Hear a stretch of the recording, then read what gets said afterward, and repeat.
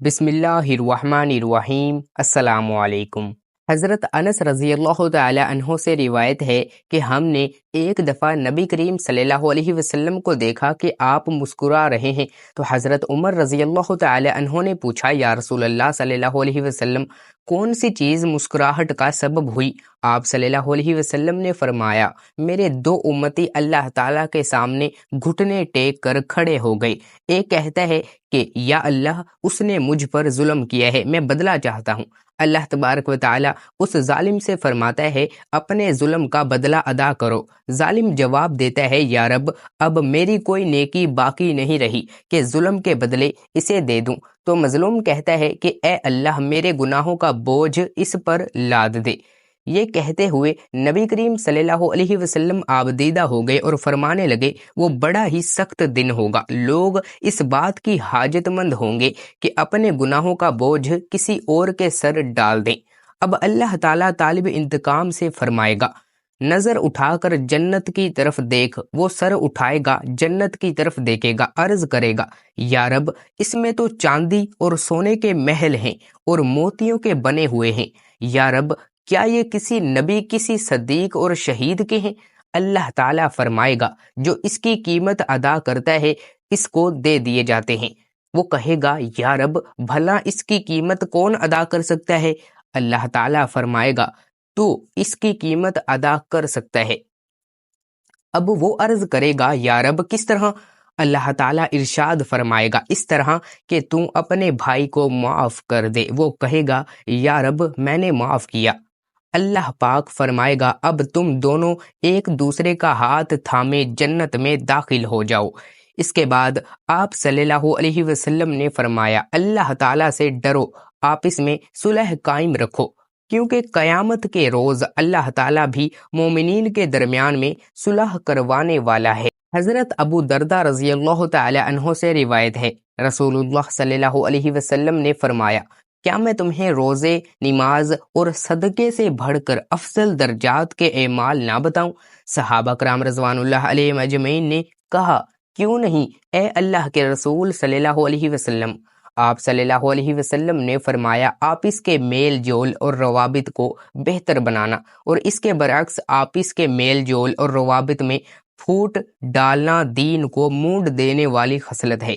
حضرت سہل بن سعد رضی اللہ تعالی عنہ روایت کرتے ہیں کہ بنی عمر بن عوف کے چند لوگوں کے درمیان کوئی جھگڑا تھا۔ آپ صلی اللہ علیہ وسلم اپنے چند صحابہ کے ساتھ ان کے درمیان صلح کرانے کے لیے تشریف لے گئے۔ نماز کا وقت آ گیا اور نبی کریم صلی اللہ علیہ وسلم تشریف نہیں لائے، تو بلال رضی اللہ تعالی عنہ آئے اور انہوں نے اذان دی۔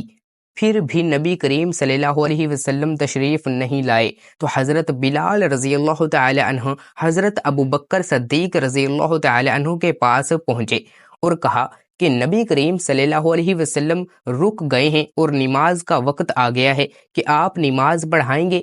انہوں نے کہا، ہاں، اگر تمہاری خواہش ہو۔ چنانچہ تکبیر کہی گئی اور حضرت ابو بکر صدیق رضی اللہ تعالی عنہ نے نماز شروع کر دی۔ تو دوستوں، مکمل ویڈیو دیکھیے گا۔ آگے جاننے سے پہلے اگر ابھی تک آپ لوگوں نے اس اسلامک چینل کو سبسکرائب نہیں کیا تو جلدی سے سبسکرائب کے بٹن کو دبا دیں۔ حوصلہ افزائی کے لیے ویڈیو کو لائک کر دیں اور کمنٹس میں اللہ تعالیٰ کے 99 ناموں میں سے ایک نام ثواب کی نیت سے ٹائپ کر دیں۔ اتنے میں رسول اللہ صلی اللہ علیہ وسلم صفوں کو چیرتے ہوئے داخل ہو گئے، یہاں تک کہ پہلی صف میں پہنچ گئے تو لوگوں نے تالی بجانا شروع کر دی تاکہ حضرت ابو بکر صدیق رضی اللہ تعالی عنہ نبی کریم صلی اللہ علیہ وسلم کی آمد پر آگاہ ہو جائیں۔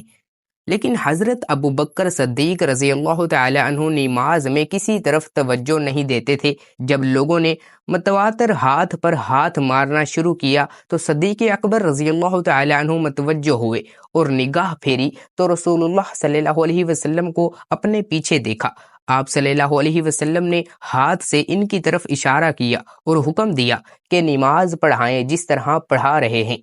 حضرت ابو بکر صدیق رضی اللہ تعالی عنہ نے اپنا ہاتھ اٹھایا، اللہ کی حمد بیان کی، پھر الٹے پاؤں واپس لوٹ گئے یہاں تک کہ صف میں داخل ہو گئے، اور نبی کریم صلی اللہ علیہ وسلم آگے بڑھے اور لوگوں کو نماز پڑھائی۔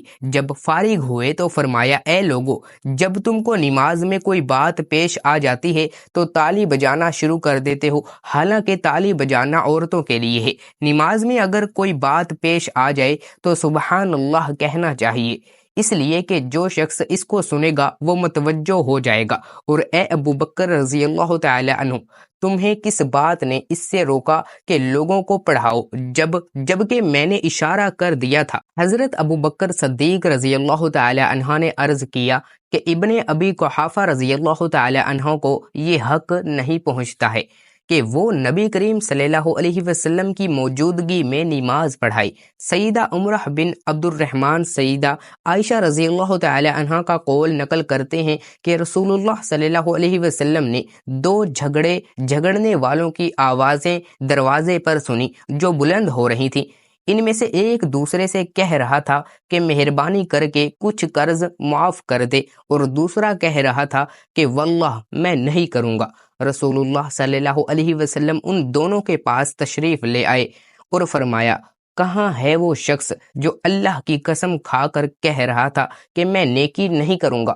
اس نے عرض کیا، میں ہوں یا رسول اللہ صلی اللہ علیہ وسلم، اور میرا ساتھی جو چاہے میں اسے معاف کر دیتا ہوں۔ سیدہ ام کلثوم بنت عقبہ رضی اللہ تعالی عنہ سے روایت ہے، انہوں نے بیان کیا کہ میں نے رسول اللہ صلی اللہ علیہ وسلم کو فرماتے ہوئے سنا کہ وہ شخص جھوٹا نہیں جو جھوٹی بات صلح کرانے کے لیے کہہ دے، بشرط یہ کہ نیت اچھی ہو، مثلا دو آدمیوں میں رنج ہو اور یہ ملاپ کرانے کی نیت سے کہے کہ وہ تو آپ کے خیر خواہ ہیں یا آپ کی تعریف کرتے ہیں۔ قسطلانی نے کہا، کیا ایسے جھوٹ کی رخصت ہے جس میں بہت فائدے کی امید ہو؟ امام مسلم رحمۃ اللہ علیہ کی روایت میں اتنا زیادہ ہے کہ 3 جگہ جھوٹ بولنے کی اجازت ہے، ایک تو لڑائی میں، دوسرے مسلمان میں آپس میں میل جول کرانے میں، تیسرے اپنے بیوی سے۔ حضرت ابو ہریرہ رضی اللہ تعالی عنہ سے روایت ہے کہ رسول اللہ صلی اللہ علیہ وسلم نے فرمایا، ہر سوموار اور جمعرات کو بارگاہ الہی میں اعمال پیش کیے جاتے ہیں، بس اللہ تعالیٰ ہر اس شخص کے صغیرہ گناہ معاف فرما دیتا ہے جو اللہ تعالیٰ کے ساتھ کسی کو شریک نہ ٹھہراتا ہو، سوائے اس شخص کے کہ اس کے اور اس کے بھائی کے درمیان دشمنی اور کینہ ہو، تو اللہ پاک فرماتا ہے ان دونوں کو چھوڑ دو یہاں تک کہ یہ صلح کر لیں۔ آخری بات، امام اوزاعی رحمۃ اللہ علیہ کہتے ہیں، اللہ عز و جل کو سب سے زیادہ وہ قدم پسند ہے جو مسلمانوں میں صلح اور باہمی تعلقات کی اصلاح کے لیے اٹھے۔ اللہ تعالی ہمیں بھی ان سب کی توفیق عطا فرمائے، ہمیں بہتر عمل کرنے کی توفیق عطا فرمائے۔ اللہ پاک میری اور آپ کی بخشش فرمائے، آمین یا رب العالمین۔ ناظرین، کومنٹ باکس میں اللہ تعالیٰ کے 99 ناموں میں سے ایک نام ثواب کی نیت سے ضرور ٹائپ کر دیجیے گا، اور اگر ابھی تک آپ لوگوں نے اس Islamic channel Owais Islamic world کو سبسکرائب نہیں کیا تو جلدی سے سبسکرائب کے بٹن کو دبا دیں، اور ساتھ بیل آئیکن کے بٹن کو بھی دبانا مت بھولیے گا تاکہ ہر آنے والی نئی اسلامک ویڈیو کا نوٹیفیکیشن آپ تک پہنچتا رہے۔ ویڈیو کو ایک لائک کر دیں اور کمنٹس میں اپنی رائے کا اظہار ضرور کیجیے گا، ہو سکے تو ویڈیو کو ثواب کی نیت سے شیئر بھی کر دیجیے گا۔ اللہ پاک ہم سب کا حامی و ناصر ہو۔ اللہ پاک اس ویڈیو میں کی گئی کسی بھی قسم کی کمی کوتاہی کو، کسی بھی قسم کی غلطی کو اپنے فضل و کرم سے معاف فرمائے۔ اللہ پاک ہم سب کا حامی و ناصر ہو۔ اللہ پاک ہم سب کو 5 وقت کی نماز پابندی کے ساتھ پڑھنے کی توفیق عطا فرمائے۔ السلام علیکم ورحمۃ اللہ وبرکاتہ۔